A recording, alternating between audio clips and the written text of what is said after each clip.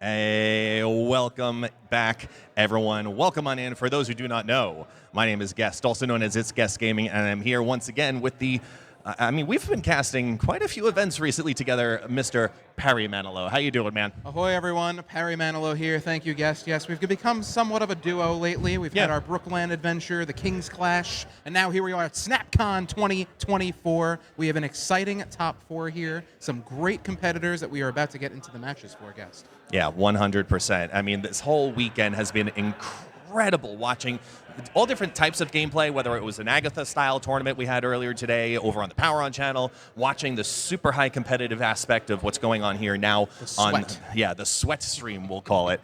And I mean, just this whole weekend has been absolutely fantastic, but I want to try to focus as much as we can here on the top four of this tournament, because we are now down to kx4n versus Husky Puppies, which will be the first featured matchup we take a look at today. Yep. Followed by last year's winner, Rocco Sacco versus Yo Woody. So what do you expect to see going into, let's say, our first matchup of the day, kx4n versus Husky Puppies? I expect to see a lot of small cube games. I don't think we're going to see either of these players go for any more than 2 cubes a game here. They are both methodical. They are both very precise in when they snap and when they retreat. I don't think we're going to see a lot of big risks here. Lots of very smart, safe, conservative plays here from KX and Husky. Yeah, I think that's very safe. Both of them are very reserved players. Yes. So when you're looking at the reserved players and they go into that type of competition now or in the finals, there's at the moment $1,500 in prize pool on the line. It's a lot of smackaroos, guys. Yeah, exactly. It's very much so the type of competition that we expect to see. We expect them to be really methodical, and I can't wait to start breaking down all of these plays. Now, Rocco Sacco, this is very familiar territory to him. He was, like I said, he won last year's event in a crazy match up against W. Yes. Going up against another W now, Yo Woody. How do you expect somebody like Yo Woody, who's very well known in the Marble Snap community for his competitive Marble Snap approaches, how do you think Rocco's going to try to play into his style? It's interesting, because I was talking to Rocco earlier today. We had an interview over on the Power On channel, and I was talking about his strategy compared to some of the other competitors here who haven't been in these in-person tournaments before, I guess. Yeah. And Rocco comes from paper TCGs. He played Yu-Gi-Oh! In the past, so he's used to this environment. Of course, he was here at SnapCon last year, able to win the entire tournament, so he's not affected by the nerves, the mind games of having your opponent right there. You can look right into their eyes and try and figure out what are they playing. Do they have the card they need to beat me here? So I think Rocco is well positioned here in terms of having that in-person tournament experience compared to some of the young guns up here who this might be their first in-person tournament, are used to playing more on ladder, haven't had that in-person mano-y-mano experience. Even in this scenario where our competitors on stage, they cannot obviously see each other, versus some of the qualifiers where they're sitting at a tabletop and they're directly across. Yeah, exactly, this close to each other, head to head, trying to read their opponent. Here, they are completely isolated. They have noise-canceling headphones. They cannot see anything outside of what is on their screen, and they cannot even hear us broadcasting. Oh, believe me, we tested. Yes. We tested to make sure that they can't hear anything whatsoever. So I'm very happy to say that we're going to be able to have a fun, animated, exciting broadcast here for the next several battles. But, say again? Power On is here. Wait, our TC has just told us Power On Gaming has now rated on in, so... The Power On Gaming? I know. It's like they're important or something. Our primary sponsor. What? No, but Power On Gaming, seriously, thank you so much for coming on in, rating in, joining us here on Felicity's channel. For those who do not know, who have just come on over, my name is Guest, also known as It's Guest Gaming. This is Perry Manilow. Indeed. And we're diving into the top four, looking at the breakdown. And look, I mean, this has been an incredible weekend. Absolutely. In general, both for the purposes of Marble Snap as well as the entire community and getting to know each other, hanging out before and after the event, competition, doesn't matter. What have you gotten so far out of this event that has made you say, ooh, you know what? Maybe we'll get to do this again in the future because I had this good of a moment or this good of a time? I have been fortunate enough to be a part of some other in-person Marvel Snap events, so this isn't my first time getting out here to one of these, but I have been able to meet so many of these people who I do consider my friends. I have met online, of course, been each other's streams, follow each other, all that stuff, but getting to actually be there, meet the person, have that physical embrace, and just it's not even so much about the snap, honestly, here. Just having that communal bond and being able to have dinner and crack jokes and play board games and other card games together. That kind of stuff you can't replace over the internet, in my opinion. It's true. It's true. And that's why, I flew up here from Brazil for the event. I did last year as well. Yep. And for us, some of the best moments of these in-person events are not even what you see here on stream. It's everything that happens before. It's the setups. It's the hanging out. Go get dinner together. Like you said, playing the games that we won't mention here on this stream. Lots of cool, fun events that we have together. And now it all comes boiled down to this highlight moment. Our competitors were going up against each other all day yesterday, qualifying themselves on through to get into the top 16. And there's a lot of very recognizable faces and names here in this list. Yeah, you see this bracket and you're like, wow, there are some absolute killers out here who didn't make the top 4. People like Revis, JJ Rolk, Prashan, Hannah's Cat Cafe. There are a lot of great players who are up atop the leaderboard that you'll see these names all the time. That just goes to show the level of competition out here at SnapCon. This is a legit tournament. There's a lot of money on the line. Again, there's even more money to be made here if you guys choose to donate to the pot that is still live right now using one of our wonderful sponsors, Sticky Bomb. That pot is ever growing here, so if you want to support these incredible, talented Marvel Snap players, be sure to use that link in chat and donate to the pot.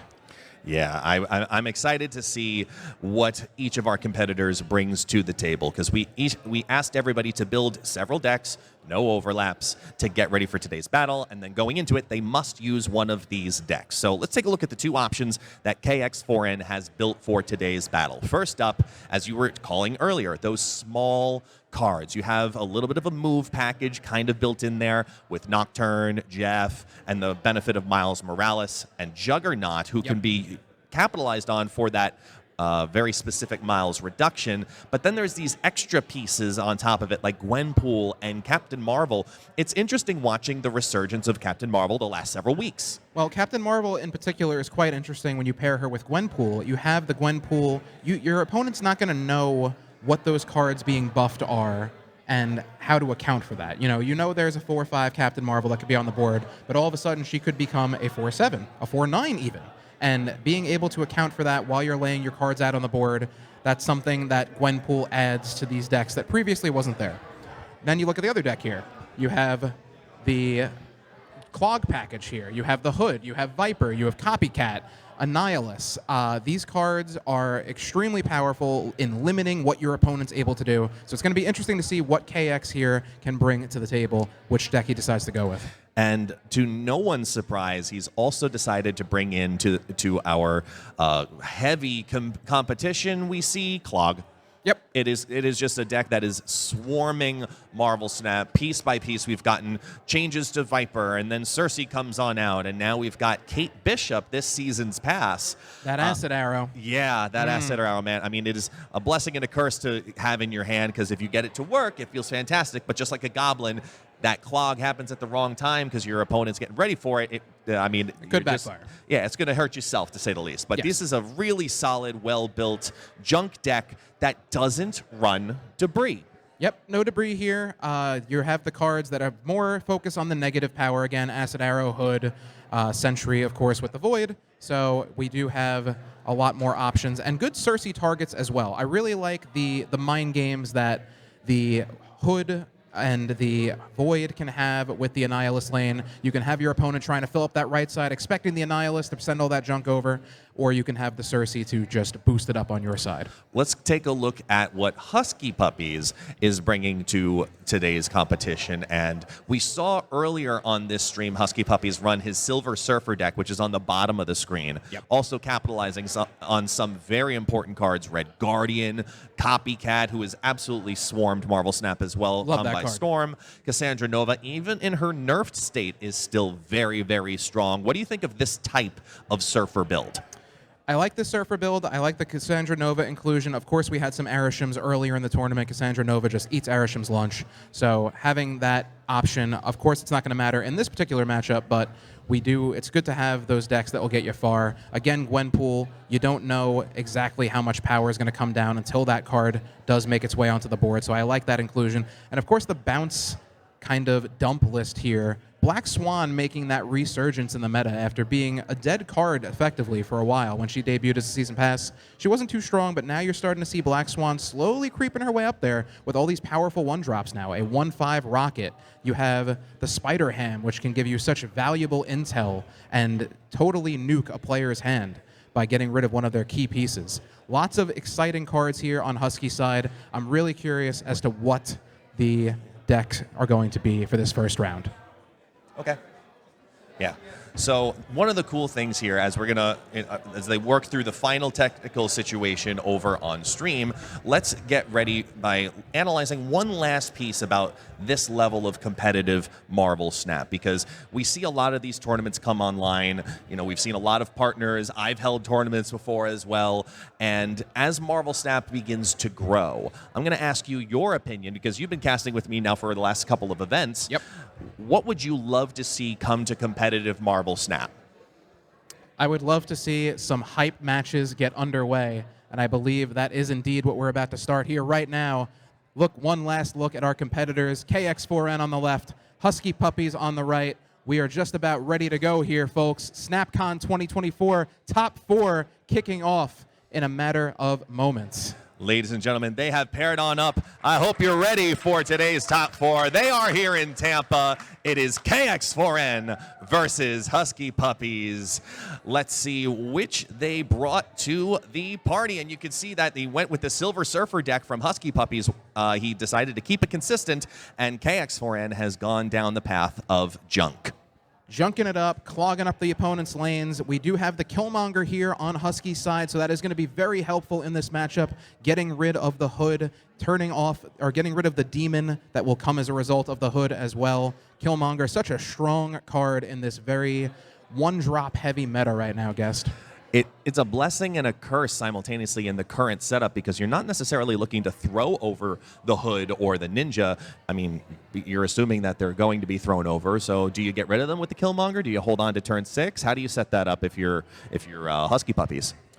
You got to make sure it's all a battle of priority here, guest. The priority is definitely the key part, and we get do a snap. See a snap Ooh, already. That fast. And look at this. Wow. Look how confident Husky is feeling right now. He's over there dancing. I love these player cams, guys. It's such a great insight to how the players are thinking in the match right now. I love seeing that, especially on Utopia specifically. So, of course, the Silver Surfer player has got to be happy. I mean, 10 out of the 12 cards are affected by Utopia. So I would probably do the same, especially this early on where you're trying to really take advantage of your snap equity differently in the first 4 rounds. Yep. And we do see that early retreat. Like I said, I don't think we're going to be seeing too many big cube games here in this matchup. Both of these players know exactly how to snap and retreat. So KX, realizing the advantage that Husky has here with the Utopia, is going to go for that retreat. Just thinking out his moves, seeing if he wants to on the back end. And this is one of the things about live Marvel Snap that we love. The idea that maybe, just maybe, I have to play it on through. Maybe I'm going to have to make a very meaningful move. Nope, I just retreated. So for 1 cube, go ahead, retreat, back on out, and look at the confusion on Husky Puppy's face. He wanted to go through. He wanted to go to the next round as Copycat does a pull. I missed it. Did you catch that? No, well, thankfully, KX saw it for us and showed us it is indeed Nocturne. So Copycat now, formerly Nocturne stat line of 3-5, recently nerfed in the OTA to 3-4. KX, we do see yet another snap here from Husky. Husky feeling very, very confident in this matchup so far. We see the animation from him in the player cam. He is feeling himself right now, and he has every reason to. Oh, I'm sorry. That was Husky with the retreat there. He was not feeling confident that round. My apologies. That's okay, though. That's okay. Reset. take a little cube loss. Again, like we talked about, one by one. This is what competitive Marvel Snap is more so. I've had the pleasure of being able to see a lot of these finals over the last year, and this is what I expect to see, especially from very seasoned competitive players. Yes. And I did not see what Husky's copycat picked up yet, but one of these, what we're noticing here with these early snaps and retreats. Ooh, there's one again. Yes. We got a snap already on turn 2. Where we know that these players, they know these decks inside and out. They know if they have the cards in hand right off the bat, if they're going to be able to compete or not. So that's why we're seeing these early turn 1, turn 2 snaps, because they know well ahead of time, do I have the tools necessary to win this matchup? That Shadow King in kx4n's hands is going to be pretty important if he can manage that priority and have a little bit of reset, because you've got a Nova in hand, you've also got something like Thunderbolt's Tower that can be undone, and now a Morag really affecting the order in which those final effects could pop off. Absolutely. Shadow King, such a useful tool, a card that does not see enough play despite how powerful it is. But we are seeing more of a shift here with all these scaling cards. Again, we're not seeing it in this deck in particular, but the Athena, Angela decks get nuked by Shadow King. You, of course, have all these buffs from Surfer. Cassandra Nova gets nuked by it. Lots of strong cards that get totally undone by Shadow King here. So a great tool in KX's arsenal. Looking at maybe trying to capitalize on the Mockingbird bright and early as we play the 3 shell game with Mysterio, and they play the 3 brood game in Hell's Kitchen, get that reinforcement from Forge, kind of removing the possibility of an Absman combo most likely. So heading into turn 4, kx4n's got to be assessing his floor a little differently. Choosing here which location he wants to play in. The cards that go into Morag are going to be so crucial because against this kind of deck, you have very limited board space. You have to make sure that every card you play in these locations, as I learned in the team challenge over the weekend, Clog and these kinds of lists can just take your board space away so quickly. Especially against a deck that is organically built to look for 3 cards in a lane, followed by Absman to give another 3 cards in a lane. I look at the White Widow specifically for kx4n and think about, is it worth it to try to get that Clog into Hell's Kitchen, for example? Or is it worth it to wait and know that it's more difficult to Clog over in Morag? And he decides to go ahead and aim for the Clog. He's able to pull it off, and we do still see the Absman pull that Brood, copy it over into the Thunderbolt's Tower, clogs up the lane, and now kx4n knows, he's smiling there, he knows that he is buried on down, can't play a card over into Morag. And look, Husky Puppies is sitting going, well, you know what? This was fun. You got me good there. Yep. Committing early on to that White Widow. We do see the 2-cube retreat there from Husky. KX laughing it up. He knows he got him real good on that one. Couldn't resist the allure of the Absman. 100%. Pulls it off. He's like, that's okay. That's okay. It's only 2 cubes. It's only 2 cubes. It's a 9-7 lead here in round 4. The last round of low stakes before we get forced into 2 cube pieces, and a black vortex starts us in the first location. Guess, do you think we're going to see a Galactus here on Man, Black I Vortex? would love nothing more than to see a Galactus here. I will headbang on stream if we have a Galactus appear out of nowhere. Either side, if it executes successfully, this will be fun. Eternal's Arc, one of the newer locations in Marvel Snap. Also a really fun location, in my opinion, because of the mind games that it grows to have as we get a snap right away. KX, again, feeling quite strong here. He's going to get some great value out of that Mysterio clone on the Black Vortex, not having to commit too much, still having the real one in the middle location. Let's see what it's going to turn into here. RNG at its finest. Sasquatch. It's okay. So my neck is thankful that there is no headbanging happening. However, we still could see it technically happen, but not really because of the Sasquatch will let it down. It'll be less exciting. So I don't know if you saw a guest, but KX's copycat is Cassandra Nova. Yes. So a 3-5 Cassandra Nova, certainly stronger than a 3-0 Cassandra Nova. 100%. That's going to get some good value for KX here on this turn, and I do think that's the play. How will Husky respond? Will we even see Husky play into Black Vortex? I wonder.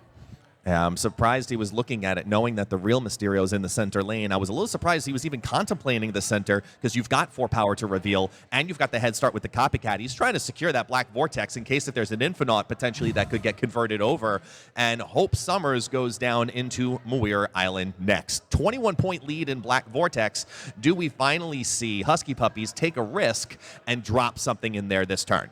But what do you drop there? That's the question. You have a bunch of these cards that have, you know, Red Guardian's not going to do too much over there. You want the Nova to get procced by your Killmonger, so you don't necessarily want to throw that into Black Vortex. We're going to have to wait and see here as the Sentry comes down for KX, sending the Void over to the right lane. Mockingbird on the field for Husky, and he does indeed sacrifice the Nova to Black Vortex, and it's Scar. Good value there, and 1 to an 11. 2 of the safest conversions I've seen in a battle for Black Vortex. Somebody normally pulls off the Destroyer. The Destroyer, the Zola. The Solo Zola, my favorite combo. Solo Zola. The most unpredictable thing in Snap. But now knowing that Eternal's Arc is about to flood the other 2, keywording, the other 2 locations in just a moment, and the Void is already down on Muir Island.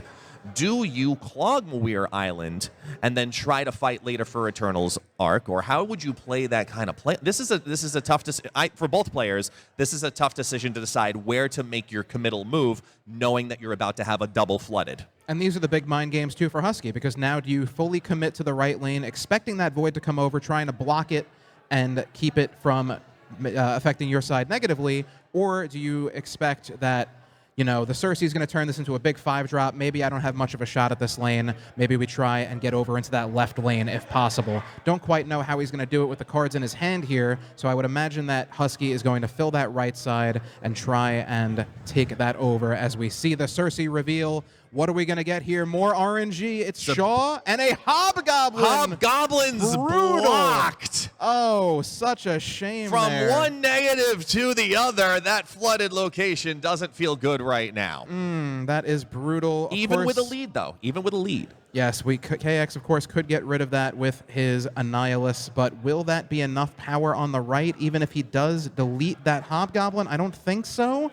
11, if my math is correct there. Yeah, 11 to 14. So that won't work out with the Annihilus, unfortunately, for KX. He's going to have to find another way to make sure mid is secure, because right is looking pretty solid for him there. I'm looking at the math of if Nocturne even moved, like, okay, you're minusing the 5 and then putting on the -8 and then trying to steal and carry the 4 to add the 7. And Husky's trying to do just as much math, keeping up with it to see, is there any possible way to steal Eternal's Arc? I don't think he has any. He doesn't have anything that he can move. He can move the Nocturne over to the left side, perhaps, and then maybe try for into the Scar lane. That would bring it over the top. Right. I was thinking perhaps he has the Nocturne over there, maybe a Surfer and Absman with the extra energy he got from Hope Summers, but I don't even think that's going to be enough. So this is tough. He did play the Forge last as well, so he will get a little bit of extra power on that middle lane, but I think he has to commit hard to the middle location here. He might be worried about an Annihilus, though. Moving that Nocturne could be dangerous. To yeet or not to yeet? That is the question. Nocturne decides to go into the mid. We're going to get a lane conversion. It's going to be Hell's Kitchen. It's not going to affect either player heavily. Kate Bishop puts a couple of arrows into the hand. Mockingbird brings it up to 21. Forge is going to reinforce the Red Guardian, reducing down that Mysterio in the center lane, and a Silver Surfer on top for a little bit of security. It's still not enough because that Mysterio, it doesn't matter. Even with its reduction, 2 lanes are secured for kx4n, and now Husky Puppies has a mountain to climb back up. Yep, that was a tough stay there for Husky. We did see a 4-cube game, so I'm surprised. I thought they would have been a bit more conservative, but he was feeling it a bit. He had the confidence, and unfortunately it didn't work out there for Huskies. But he has been in these situations before. He can certainly battle back here. As we see Pet Mansion as our first location, KX dropping the hood, getting the Demon. Things are going smoothly so far. And a Bar Sinister now. The question is, both players have really strong cards for a Bar Sinister match. The question is, which one do you decide to go for? If you're on Husky Puppy side, you're looking at Cassandra Nova even potentially for that multiplication, and we get a snap from kx4n, pushing him in here in the first of the high stakes, basically saying you've either got it this game or next game, and he goes in. So Husky Puppies is in for all 3 of his final cubes, trying to bring KX down to 6. And you noticed his reaction there, a sigh of relief, because if I was Husky, I would have been expecting that turn 2 White Widow on the Bar Sinister. I think that's what he was trying to bluff there, and unfortunately for KX, he doesn't have it in his hand. Husky has the option to now play onto Bar Sinister. If he wishes to. Yes. It's still very early, and it's still a little bit risky. He puts down the multiple Nova. Smart play there. Clog up the lane for some extra security, knowing that he's got the Killmonger in hand. Nice play combination. Here comes the Hawkeye Kate Bishop dropping down Pim and Grapple, and then we get a card duplicator from Nico as the effect. So giving a little bit of intel here to KX now. All those Novas in the middle location tells him that Husky indeed has the Killmonger in hand, so that will be something that KX has to keep track of as he plays his Sentry on the left lane after getting a copy of it as well from the Nico Minoru. Hope Summers going down on the right lane again for Husky. Now, KX also bricking himself here by having that extra Sentry in hand and not being able to draw the card here. It might not be as much of a brick as you think, specifically because if Cersei's going to clog up that lane, Sentry could even go back over the top of Bar Sinister afterwards, as Killmonger's going to remove the Nico Minoru and all of the fireworks. Everything disappearing off of the board. Nico Minoru is going to get rid of the possible one-drop, converting into a 2. We're just waiting for the animations to finish. Thank you, Second Dinner, for that piece. Here comes the Cersei, who's going to flip on over the Void. Do we get another Hobgoblin? We get a Join Us Baron Zemo, who pulls the Red Guardian, hits that Killmonger, drops it down into 2, and Gamora takes another extra piece on top. That's 27 now in Hell's Kitchen. Both players have Bar Sinister to go in this final turn. What would you do? What would you do in this scenario? Certainly better value there on that Cersei for KX than the previous game. The Gamora and the Baron Zemo pulling the Red Guardian. That worked out pretty well. Not unwinnable on the right side, though, for Husky Puppies if he plays his cards right. And, of course, Bar Sinister. What is going to make its way down there? KX with priority here, so he's not going to get too much value out of the Shadow King. He can take that Forge down a few points of power. He also doesn't have a whole lot of big stuff to win mid outside of the Mockingbird. What is the play line going to be here? I think it's probably going to be some sort of combination. Yeah, Mockingbird definitely going down here. The arrows could get some good power. Grapple Arrow with that 1-3 stat line, a bit more handy than you think. It's good stat line, and I guess the question is, do you leave the Red Guardian on the right? And that's kind of the direction that kx4n's going. He's using the grapple exclusively for stats rather than bringing the Red Guardian and taking a small sacrifice over. The demons are a pretty safe bet, knowing obviously that Killmonger's already come on down once before. The question is, Husky's going here going, do I need to try to win Bar Sinister, or do I have the ability to scale over the top in, let's say, Hell's Kitchen or even the Pet Mansion? Yeah, I don't think he's going to be able to move that Red Guardian out there. Grapple Arrow does move the card played after the Grapple Arrow, so Red Guardian, that right lane is locked up. Ooh, here it goes, and they drop him on down. All of the Mockingbirds go into Bar Sinister. That's going to bring you up to 40 power as they all reveal themselves. Copy 1, copy 2, copy 3, and a Pim Arrow is going to be able to activate for the reinforcement. Here's 3 power on a Grapple, and a Demon puts us at 21 in the right, in the left, and the Broods fill up that lane. We have Surfer on Surfer on Surfer. So the middle lane's not going to be able to keep up, but the double reinforcement of Killmonger and Hope Summers, it gets to 23, it gets to 27, it gets to 31 when all is said and done, and that is going to keep Husky Puppies alive with those same 3 cubes. Wow, crazy good play there from Husky, getting maximum benefit from 4 Silver Surfers on Bar Sinister. Great play, taking the time to do the math and make sure he had enough to go over on that right lane as well. Excellent play there from Husky Puppies, keeping it alive as we go into the high stakes round here. 2 cubes each. Copycat, stealing the Copycat classic. Copycat, lots of copies, copycat.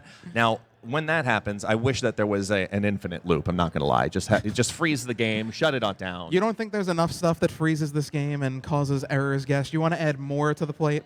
I mean, Iceman needs a friend. All right, we do see the snap coming through again. Not a turn 2 going by without a snap in this set so far.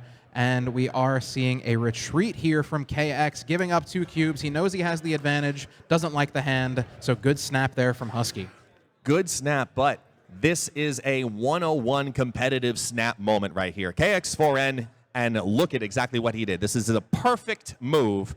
The turn started, and he immediately snapped because he has the 4-3 advantage, and that is the perfect scenario to take advantage of it. We have all of the snaps. We have all of the animations. We have all of the glitches, and like we said, we like seeing the fireworks of Marvel Snap. Nocturne was the pull from Copycat, and once again, Husky Puppies is in for everything he has. And look at that, a Kamar Taj popping down for a Husky. He sees Both that. players raising hands, but for very different reasons. Absolutely. Certainly the more beneficial side here for Husky with that Silver Surfer. We just saw what multiple Surfer procs can do after that Bar Sinister play. 2 Demons, though, for KX here on Kamar Taj, so some good value here as well. Yes. And Danger Room. We always love Danger Room in a tournament setting. You never know who's going to get screwed over here. Nova survives, and now a Luke's Bar comes down also, really throwing some chaos into the program. Yep, some good plays here for both of these locations. Does he go for the Luke's Bar, knowing that that Widow's Kiss, is going to sit there on Luke's Bar with that -3 energy, or does he opt to go for some Clog in the Kamar Taj here? Decisions.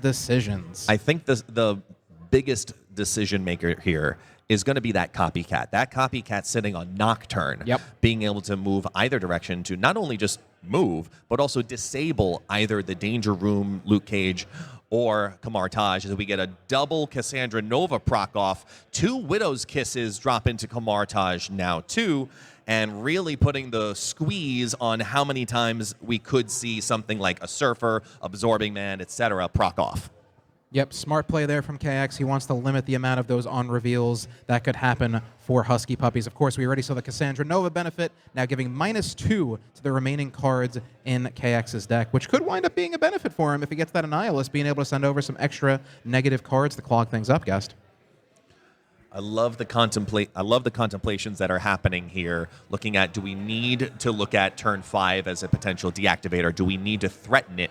Can Copycat survive the Danger Room? It is a risky play, but if you're doing it, that's really just because you're, honestly, in my opinion, forecasting that Kamar Taj needs to be turned off. Viper goes down. Viper's going to be able to execute in Kamar Taj here and send the hood over to clog it. As nice as that Cassandra Nova is, it's a very minuscule lead, and the Demon also survives in the Danger Room. Danger Room has not been dangerous once yet this match. But you know how Danger Room works, Guest. You know it lets you in, it lets you make your guard down, and then it's those final turns where the Danger Room strikes. That gun pops out. Will we see it happen in this match here?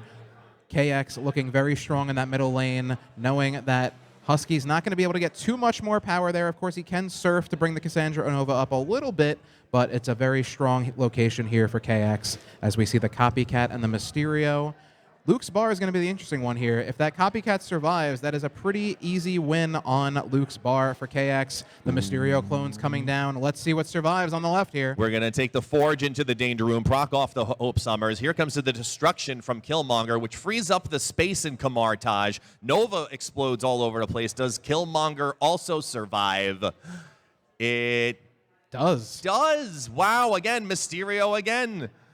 More like safety room. Yeah, it is the safety room, clearly, because nothing has died in the Danger Room at all so far. Maybe we can jinx it here. We got one more card to flip. Let it all happen. It's that Copycat, and Copycat survives. When was the last time you saw 7 cards into Danger Room actually survive?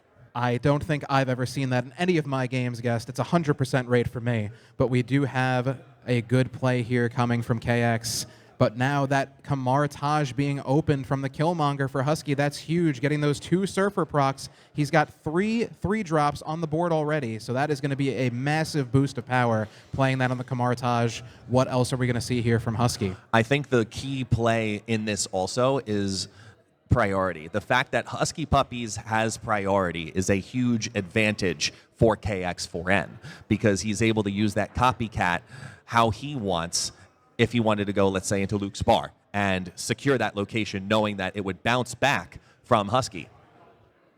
But not for him. Yep, it's going to depend on what he wants to do. Will he turn off the Kamar Taj? Will he turn off Luke's Bar? The moves do happen before the on-reveals, though. So yes. The priority doesn't matter too much there. They are, you see them emoting this danger room here. It's all going to come down to I love what it. survives. Lots of mind games going on here. Will This the danger wonderful room, event. will it be dangerous again? Or will it continue? We're going to go to commercial break. No, I'm kidding, everyone. We're sticking around. Here we go. Copycat's going to flip over that Camartage. It turns it into a Hotel Inferno. You're only going to get one proc of Silver Surfer, followed by the Absorbing Man, who's going to absorb that effect, make it proc off one more time. Still nothing yet in the danger room. Unbelievable. Here comes a Nico. Here comes a Demon. Here's some extra power. Here comes the laser. All game, it doesn't happen. And then back to back. Danger rooms to knock 3 cubes off of kx4n. Brutal. I told you guys. I told you it was going to be safety room until the very end. Tampa goes wild. We go so many cards, and then the final 2 decide to disappear. But look at KX's face. He's not even phased. He's like, yep, that happens to me all the time. I've been there before. And no big deal. I still got 1 cube left, and that's all I need to bring this back against Husky as we see the Sanctum. So now we have a Sanctum Sanctorum followed by a Vibranium Mines. That's going to start us off. So limited board space for both players, especially in a clog deck from kx4n. Husky, though, it's really going to come down to oh my goodness, Nocturne. Look at these locations. No. Guys. Oh, brutal. Oh. KX is smiling. He's waiting to draw that Where's hood. M'Baku? Oh, me, oh, may, oh, my. Yep, he sees the Viper there. He knows what he could potentially do depending on the cards he draws. I didn't see what the Copycat pulled, guest, so look at this. Going for the Brood over into Bar with no name. Is this forecasting that no matter what, you're going to flip that lane? It's possible. He does have the Nocturne in hand. The question is, will he use that to try and win the left location, knowing that KX has no way of getting into that left location based on the cards he has in his deck, or will he use it to try and flip the Bar with no name? That's the mind games of Nocturne. That's why she's so good and why she got a nerf recently. 100%. I also like the notion here that just playing a simple Copycat, still staying in the lead there, is an important element for this moment as we see Nova come on down, followed by that Nocturne, putting a little bit of Vibranium into the deck, which did not get drawn this turn. Also, another key part of this is if KX is playing on Vibranium Mines, that is going to buff a potential Cassandra Nova play. Very true. Getting extra power for every one of those Vibranium Mines in the deck. Unfortunately, not in Husky's hand at the moment, so not a threat now. We have to see if he top decks it here final turn. Copycat did indeed steal Husky's Forge, so that is going to be a brilliant move. Good play. This is a brilliant move. Yes, good play on the Mysterio, getting the extra power across 2 lanes. Doesn't go into the Sanctum Sanctorum because you do have to play cards there. Right. And you cannot play Mysterio over there. We do see the Copycat on Husky's side coming out now. It looks like it stole Nico Minoru with a move right spell. Will this come into play with a Killmonger coming down potentially? We now see a Vibranium's going to be drawn, and we get a Pim and Grapple arrow over into KX's hand. This is a really tight final turn, and I mean, this is kx4n's tournament life at stake, trying to see, do I have to worry about Sanctum Sanctorum at all? And if I do, it's a 50-50 shot, is it not? Am I missing something? I feel like there's no way that KX can get over into Sanctum, so that is just a free location if Husky moves that Nocturne over to the left. He's unable to play there. The priority doesn't matter. When the card moves doesn't matter. That's just a free win. So now it's just a matter of, can Husky get enough power in the middle location to win mid as well? KX really taking his time here, thinking this through, using all the time on the timer. Smart play here. He's got a 4-drop Mockingbird. He, of course, can take the gamble with Cersei, but we've seen the highs and the lows of Cersei so far. That would be a bold choice. I think he'd probably go the safer route here. Bar Sinister's looking pretty won for KX at this point, and he locks it in. Here we go, guys. Here we go. There's the Nocturne moving into Sanctum Sanctorum, which hits the Quantum Realm. You've got the reinforcement of Absorbing Man taking on the Copycat effect of movement that doesn't move, followed by the Vibranium. So it's going to be 13 powers, the number to beat. Here comes the Shadow King, followed by the Mockingbird. It goes up to 15. The reveals happen, and kx4n stays alive. Ladies and gentlemen, we are down to our 1 cube versus 1 cube final here in the semifinals. Round number 9 of the high stakes. Good luck. Have fun. Let's see who makes it to the top 2. I would expect nothing less from these two competitors. The lead changes didn't matter. Being down to 1 cube didn't matter. These are both seasoned professionals, so they know they have to do everything they can to stay in this game. Final cube, final round. We open up with Aunt May's, followed by Avengers Compound. Not too damaging from a location perspective for both players. They can still play into their normal game mechanics so far. We haven't seen a world ship match yet, though, but that could still happen. Still a possibility here. We haven't seen that last location yet, but turn 5 with that Avengers Compound could make things a little tricky for KX if he's trying to use Cersei on his Void. Ooh, Hotel Inferno. Could be a dangerous location. Do you capitalize on it is the question, because if you look at Husky's hand, he still hasn't drawn Surfer yet. We could see a burner Surfer. It's going to be curious here. He could wind up playing 2 cards on that Hotel Inferno too, burning 2 cards out of Husky's deck.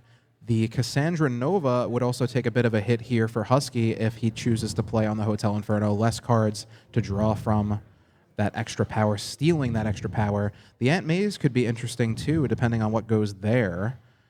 Will he use it for just movement, or will he use it for just the power boost, or will the movement come into play? We do see the White Widow coming down here for KX, dropping that Widow's Kiss, and the Acid Arrow, so the clog is starting mighty early here.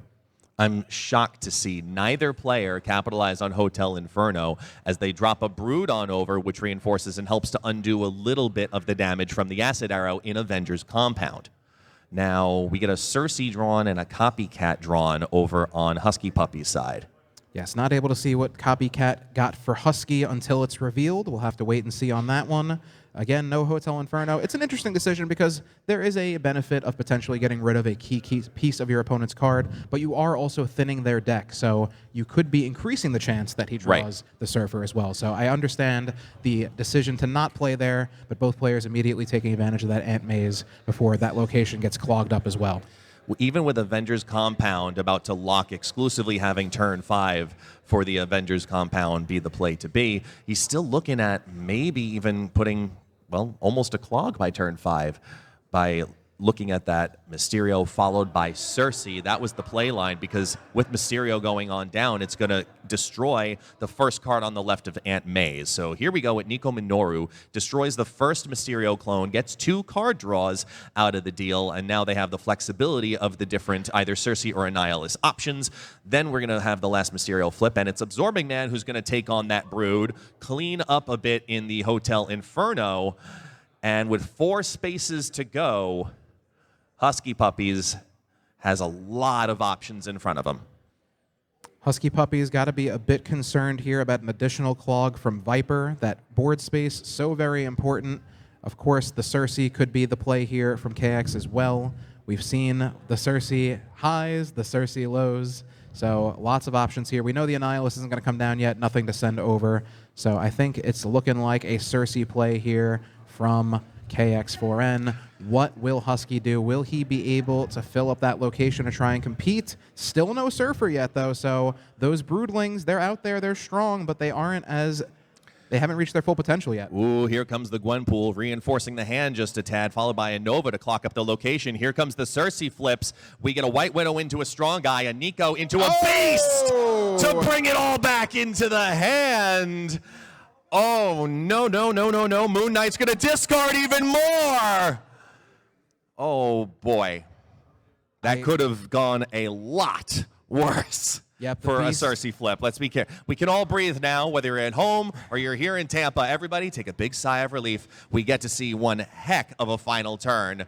As this is it. This is for everything, guys. This is the final turn in their match. One of these players is going home after they both hit end turn here. That Beast Clog was super clutch because not bringing the Cersei back, taking that 7 power off the board, the hand was bricked, so that worked out very well for KX there.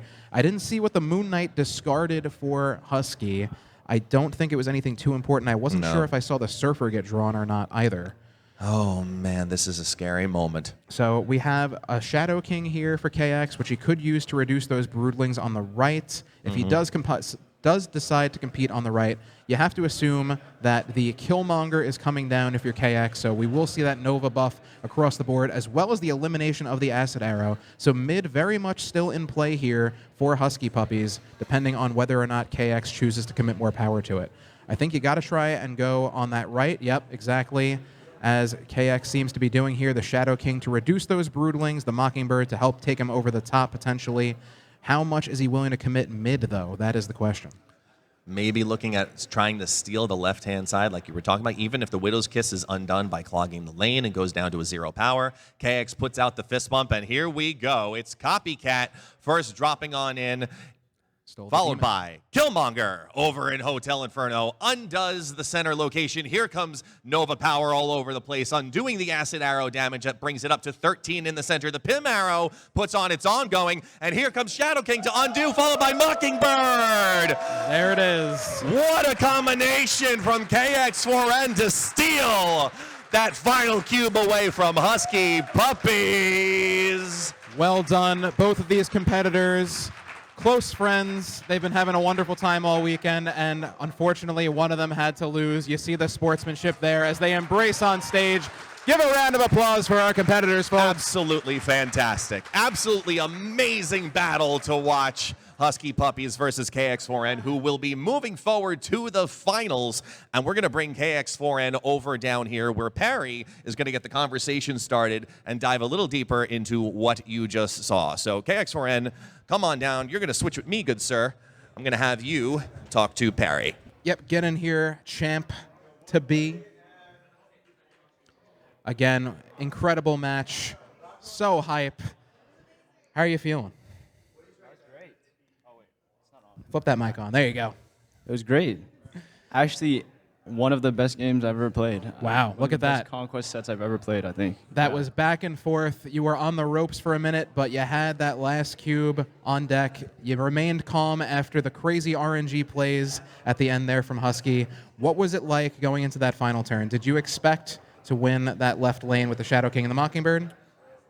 Yeah, the reason I was thinking so much on the last turn was I forgot I didn't have prio, so I thought I was going to lose my arrow mid to Killmonger. But then once I realized that, I knew I would win with arrow mid and then Shadow King Mockingbird. Right. Excellent play there. I saw you considering that right side. But yeah, the priority made all the difference there, getting to reduce that Nova buff from the Killmonger with the Shadow King as well.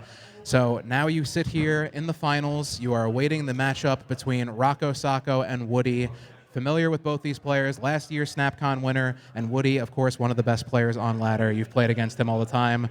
The smack talk has been incredible between you two. So what are you, I mean, you don't know who you're playing yet, of course, but what are you expecting here? What deck are you leaning more towards? Obviously, you can't tell the people out here, but I'm sure you have something in mind. I will say I'm more looking forward to playing against Woody. Okay. As he... You've played against him more, certainly, than Rocco in your time. But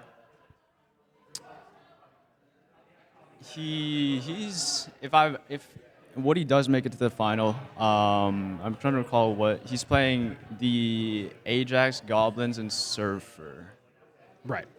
Woody loves himself some Surfer, and you clearly just had a good match against Husky Surfer, so definitely more comfortable up against Woody. Yeah, I'm pretty okay into Surfer, and then the Annihilus will just. I don't think he's ever going to take the Goblins deck because Annihilus just blows that deck out. Honestly, with the Shadow King in that deck, I'm more confident with Annihilus against Surfer as well, so I'm probably leaning towards that. Okay, good to know. This could be mind games as well. He's not going to have to lock this in until he gets up there and decides what deck he's playing, so we'll be looking forward to that match. So this is your first in-person tournament, KX? Or have you been out into other in-person tournaments before? No, this is my first one. So how has the overall SnapCon experience been for you? It's been great. It's been lovely to meet, put like faces to names, or just to meet people in person. Yeah, I know you guys hang out in each other's streams all the time, but actually getting to go out, go to the bar, go to the arcade, have fun, and have these in-person experiences is something you would like to do more in the future? Of course, yeah. Yeah, definitely a fun time. I'm glad I made it out here. I'm glad you made it out here, and seeing all these wonderful competitors out here, it's great. It's been able to have the fun moments where the competition's not on, but you can see the intensity when you are up on stage as well. Glad you're having a great time. It's truly been a fun experience here at SnapCon 2024. Anything else you'd like to say to the people before we get going with our next match? To everyone who chose me as the winner, thank you, and that's going to be happening. So, all right, KX, where can the people find you here? I know you still have one match to go, but feel free to plug yourself here as well. I stream Marvel Snap at kx4n Snap, and I'm also on Twitter at the same username. Yeah, I will be back streaming when I'm back from SnapCon. Awesome. Well, thank you so much, KX. We are going to have you swap out here for guest, and good luck in your final match. Thank you.